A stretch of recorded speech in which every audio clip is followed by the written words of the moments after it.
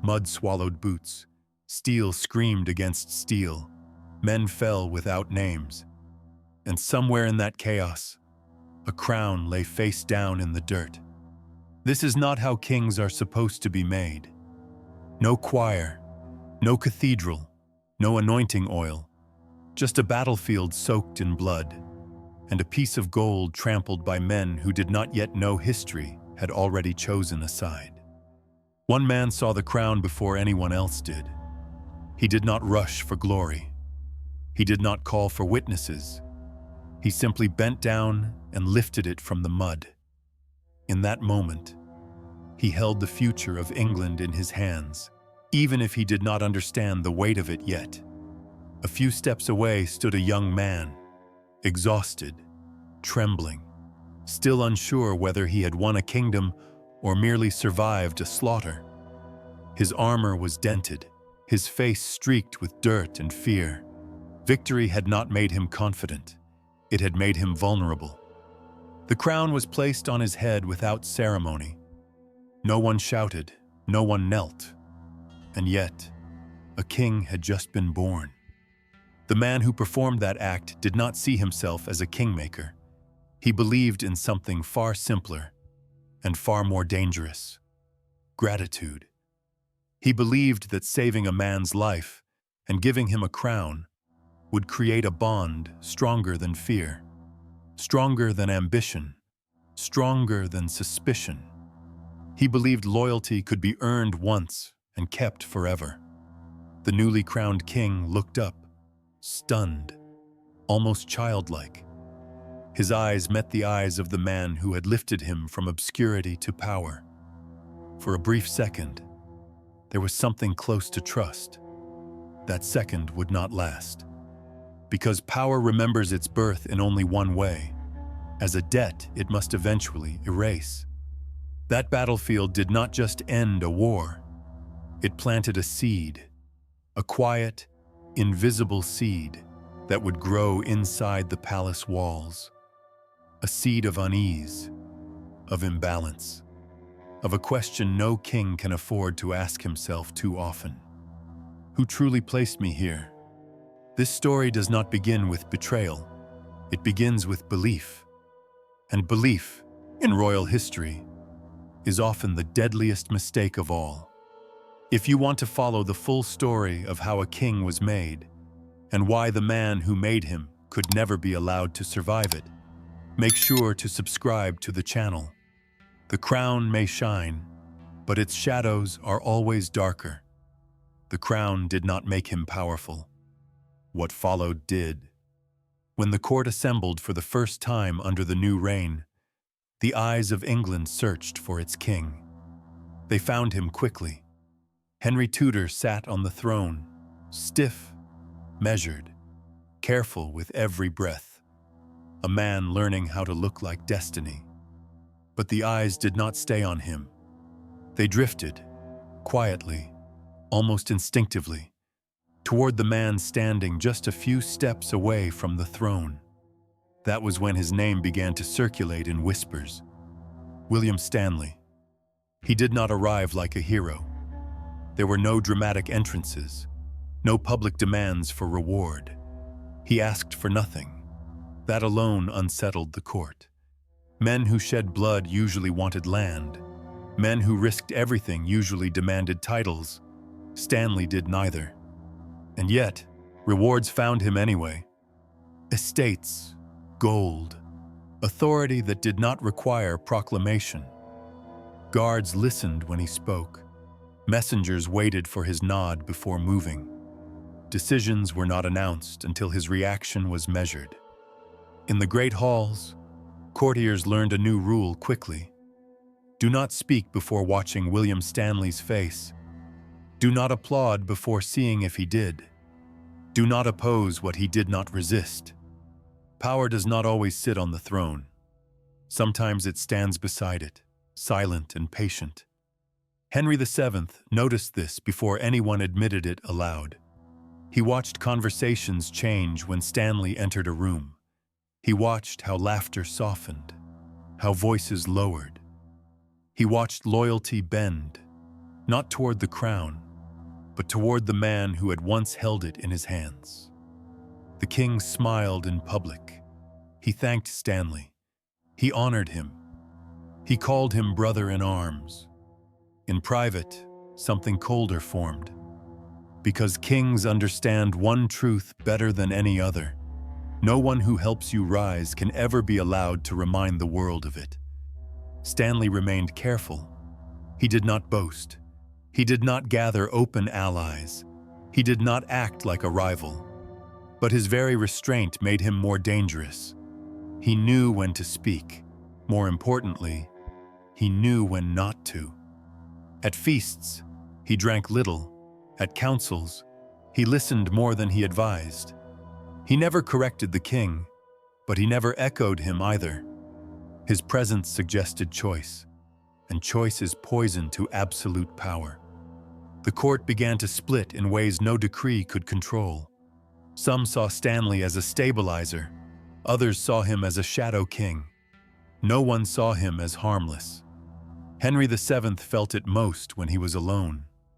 The crown sat heavy on his head, not because it was new, but because its origin was too visible, too human, too close. A king born of mud and fear could never forget the hands that lifted him, and those hands were still there, still steady, still capable. William Stanley had not asked for influence. That was the problem. Because influence that is not demanded cannot be revoked. And in the quiet halls of a young dynasty, fear began to whisper a single, dangerous question. What happens if the man behind the throne ever decides to step forward? Fear does not arrive suddenly. It accumulates.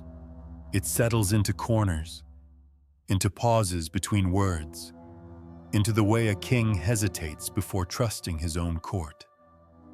Long before a challenger ever appeared, Henry VII was already uneasy.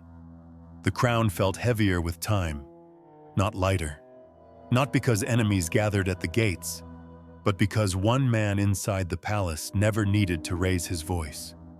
William Stanley. His influence had become invisible, and that was precisely what frightened the throne.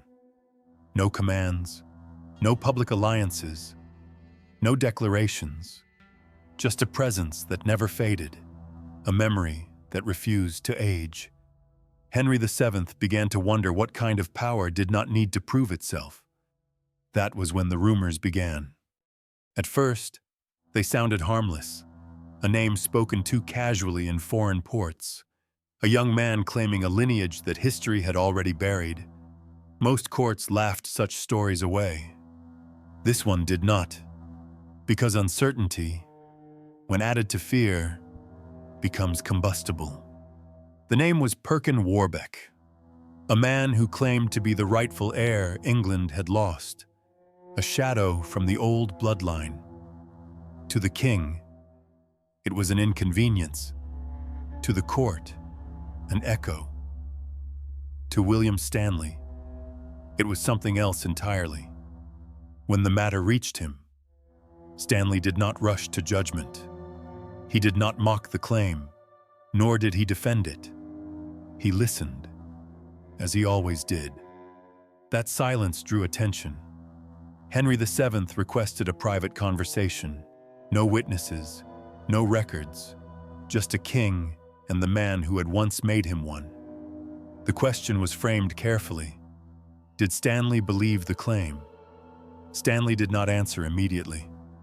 And in that pause, the king felt the ground shift beneath him. Then came the sentence, spoken without drama, without calculation.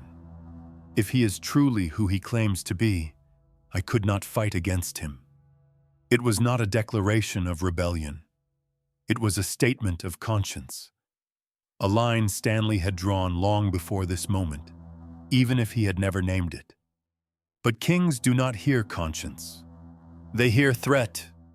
From that moment, loyalty was no longer enough.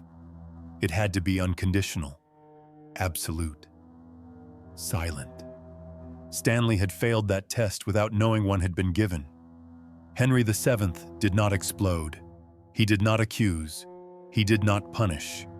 He did something far more dangerous.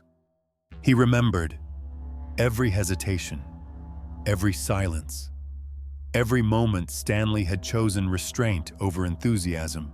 The past rearranged itself into evidence. Stanley sensed it before it was visible. The court's temperature changed. Conversations ended sooner. Decisions traveled around him instead of through him. He had not moved, but the world had adjusted its distance. The danger was not that Stanley had chosen another king. The danger was that he had chosen a principle. And in a monarchy built on survival, principle is the most unforgivable crime of all. A king does not destroy what he fears most. He measures it. While the court still whispered about claims and loyalties, Henry VII stopped asking questions that could be answered with words. He turned instead to numbers, ledgers, inventories, quiet reports delivered at dawn and burned by nightfall. Gold does not lie. What he found unsettled him more than any rumor ever had. William Stanley's wealth had grown beyond symbolism. It was no longer ceremonial favor or inherited comfort. It was structural power. Estates that stretched across counties, revenues that flowed without interruption. Men paid not by the crown, but by Stanley's seal. This was not rebellion. This was capability. A man did not need to raise a banner to threaten a throne. He only needed to be able to survive without it. Henry VII understood this with chilling clarity. Armies could be crushed. Pretenders could be exposed. But a man whose resources rivaled the crown itself could not be easily erased, not without consequence. Stanley had built nothing openly. He had not expanded aggressively. He had not challenged authority. He had simply existed, and existence itself had become intolerable. The irony was cruel. Everything Stanley possessed had been given by the king. Titles signed, lands granted, privileges approved. Henry VII was now staring at a danger of his own making. And kings do not forgive mirrors. The council debated in careful language. No one accused Stanley directly. They spoke instead of balance, of security, of prudence. Words that sounded reasonable until arranged in the right order. Too much influence in one pair of hands. Too much independence. Too much history. Stanley was never invited to these conversations. He was not asked to explain himself. Explanation was irrelevant. The decision had already shifted from judgment to prevention. The king no longer wondered whether Stanley would betray him. He wondered whether he could afford to wait and find out. From that point on, the palace stopped being a place of ceremony and became a machine. Information flowed inward. Silence flowed outward. Orders were phrased as routine adjustments, reassignments, reviews, audits. Stanley noticed the pattern, but not the conclusion. Men who once sought his counsel now avoided prolonged contact. Messages arrived incomplete. Authority still existed on parchment, but not in practice. Power was being drained without confrontation.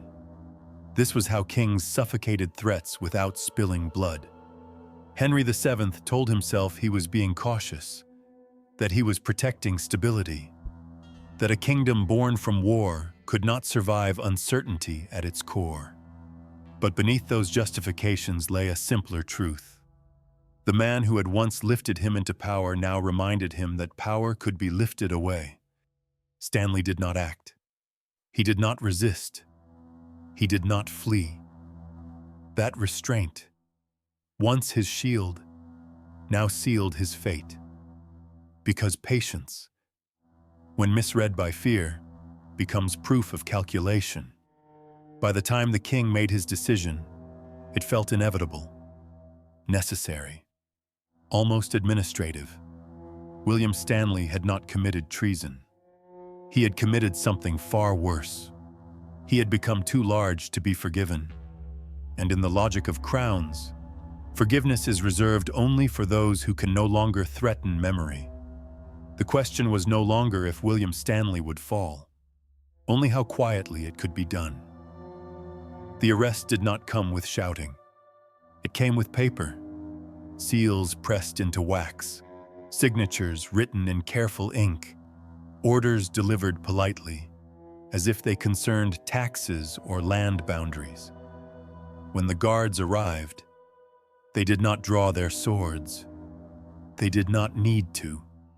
By the time William Stanley understood what was happening, the decision had already been archived. This was not justice moving toward him. It was administration.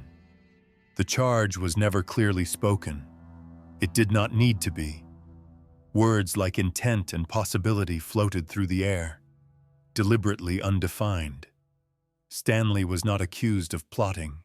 He was accused of being capable of it. In a monarchy built on survival, that distinction meant nothing. The trial was scheduled quickly, before questions could mature into doubt. There was no jury of equals, only men whose positions depended on remembering where their loyalty belonged. They listened, nodded, and wrote nothing down. Evidence was implied, not presented. Past conversations were recalled without witnesses. Pauses were reinterpreted as signals. Silence was recast as consent. Even restraint was turned against him, framed as patience before action. Stanley stood calm throughout, not because he believed in mercy, but because he finally understood the nature of the room. This was not a place where truth entered and judgment followed. Judgment had already arrived. Henry VII did not attend every session. He did not need to. His presence would have suggested uncertainty. Instead, the process carried his will without his shadow. That distance was deliberate. Kings do not stain their hands when the law can be taught to do it for them. When Stanley was allowed to speak, it was brief. He denied no hypothetical crimes. He corrected no interpretations. He understood that denial would only invite more imagination. So he said little. That, too, was recorded as suspicious. The verdict came as expected, not dramatic, not cruel in tone, simply conclusive, guilty of being a danger to the stability of the realm. Not to the king, to the realm. Those words mattered. They allowed the sentence to feel necessary rather than personal. They transformed fear into duty. The punishment was announced without flourish. Execution, property seized, titles dissolved. The machinery moved efficiently, as if it had been waiting for permission. Henry VII signed the final order in private. He did not hesitate. He told himself this was not betrayal, that Stanley had forced his hand by existing beyond acceptable limits, that the kingdom could not survive divided memory, that history needed clarity, not complication. In doing so, he solved one problem and created another. Because no king who destroys the man who made him ever truly rules alone afterward. As Stanley was led away, there was no outcry from the court, no protest. Silence had learned obedience. The message was clear. Loyalty would be rewarded, but only until it became inconvenient. The trial ended exactly as it was meant to, clean, controlled, forgettable. And that was its greatest violence. William Stanley was not erased in a moment of rage. He was removed by procedure, which meant that when the axe finally fell, it would not feel like vengeance. It would feel like policy. The morning was quiet, too quiet for a kingdom about to erase a man. There were no crowds gathering in celebration, no banners raised, no drums calling the city to witness justice. This was not an event meant to be remembered. It was meant to be finished. William Stanley was brought out at dawn, when the streets were still undecided between sleep and day. The sky hung low, colorless. as if it refused to participate. The scaffold stood ready, plain and functional, stripped of symbolism. There would be no speeches. No final confession was requested. Confessions imply uncertainty. This death required none. Stanley walked steadily, not proudly, not broken, simply aware. He had passed beyond fear days ago, when he realized the verdict had never depended on truth. What remained was clarity. As he knelt, the weight of the moment did not come from the blade behind him. It came from understanding. He had not been killed for betrayal. He had been killed for memory. A king can forgive an enemy who loses. He can tolerate a rival who submits, but he cannot live with a man who reminds the world that power once rested elsewhere, even briefly. Stanley had lifted a crown in mud and chaos. That single act had followed him like a shadow through every chamber of the palace. It had whispered in moments of doubt. It had echoed in silences. No reign survives that kind of echo. The executioner waited, professional, detached. Another task in a long list of duties performed without question. This was how violence endured, not through cruelty, but through routine. Stanley did not look toward the palace. There was nothing left to see there. He did not curse the king. He did not pray loudly. His final thoughts were not dramatic. They were simple. Power does not reward loyalty. It replaces it. The blade fell swiftly. There was no roar from the crowd because there was no crowd to roar. The sound was dull, final, almost disappointing in its lack of spectacle. And just like that, a man who had shaped a dynasty was reduced to a problem solved. The body was removed quickly. No lingering, no ceremony. Death, like the trial, was handled efficiently. Inside the palace, Henry VII continued his day. Documents were signed, meals were eaten, decisions were made. The machinery of rule did not pause. It never does. That is how kings survive their own decisions. But something changed that morning. Not in the kingdom, in the king. Because when you destroy the man who made you, you inherit something heavier than guilt. You inherit his absence. The unanswered question of whether your crown stands on destiny or convenience. Henry VII would rule for years. His dynasty would endure. History would remember him as a founder, a survivor, a builder of order. But the silence left behind by William Stanley would never fully fade. It lingered in every act of control, every tightened grip, every quiet fear that power, once given, can always be taken again. And that is the true cost of a crown born in mud. History did not argue with what happened. It edited it. There was no grand funeral, no stone carved to preserve a name, no procession to invite memory. William Stanley disappeared the way inconvenient truths always do, quietly, efficiently, as if he had never mattered enough to be mourned. Official records moved on. Titles were reassigned, lands redistributed. The court adjusted with remarkable speed. Within weeks, it was considered impolite to mention him. Within months, unnecessary. Silence completed what the blade had begun.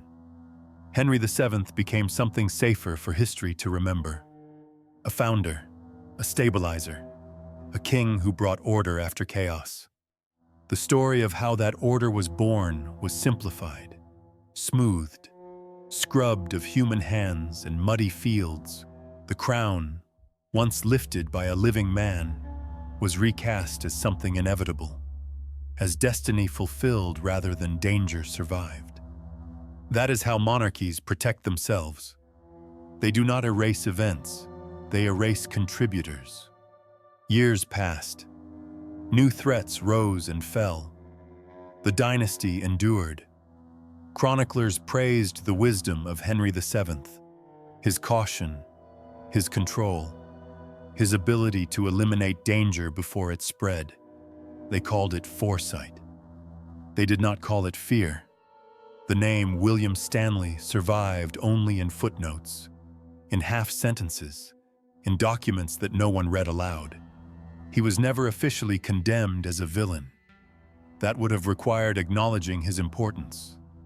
Instead, he was reduced to ambiguity, and ambiguity is the safest grave, but absence leaves marks. Every king after Henry VII inherited a lesson written in silence. Never allow the man behind the throne to remain visible. Never let gratitude become leverage. Never let memory challenge authority. Power learned to distrust its own origins. That is the final cruelty of this story. William Stanley did not fail. He succeeded too completely. He helped create a king strong enough to destroy him. And history, loyal only to those who survive longest, chose the crown over the hands that placed it. The throne remained. The man who made it vanished. And that is why this story matters. Because behind every stable reign is someone whose name was buried so the crown could shine without reflection. Someone whose loyalty became dangerous the moment it was no longer needed.